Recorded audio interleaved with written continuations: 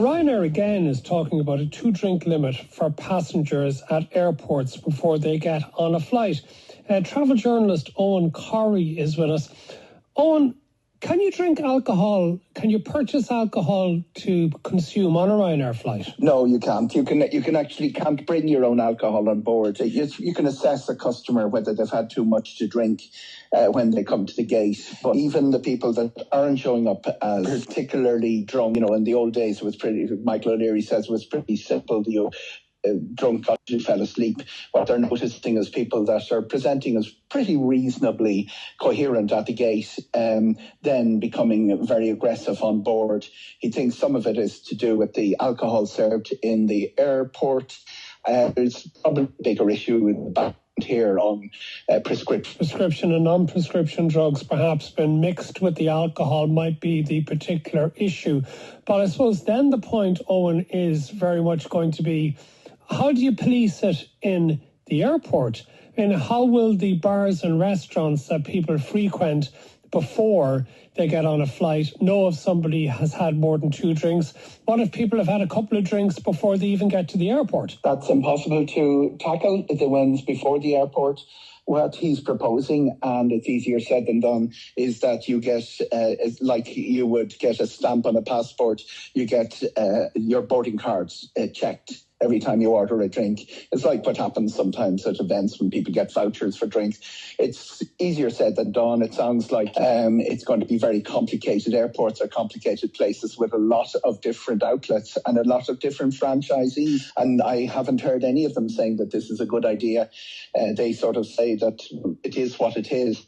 And to the airport authorities and the aircraft authorities to handle cases where there has been excessive drinking, or as is increasingly, this debate's been rolling around for a few months, but it is increasingly being made as a point that while alcohol and overserved passengers has been an age-old problem, there is a new... But when did Michael O'Leary become a nanny stater? When did he become somebody who would start deciding for others as to how much they could drink and how much they should and how they should behave?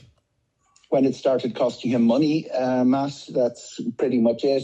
He had a lot of diversions, a big spike in diversions last summer. So did the other low-cost airline, EasyJet. The transatlantic airlines have also had a bit of a problem. If it costs 60 or 70,000 euro when an aircraft gets diverted. He launched a very high-profile case last week where he was suing an individual passenger for a diversion. He just says that he's looking at ways of tackling the number of incidents. What Ryanair themselves have done, just as an example, and it doesn't apply to Ireland, but it does apply to post-Brexit to flights from Manchester, Liverpool and Glasgow, is that they're not allowing any duty-free on board the aircraft. It's taken off them at the gate.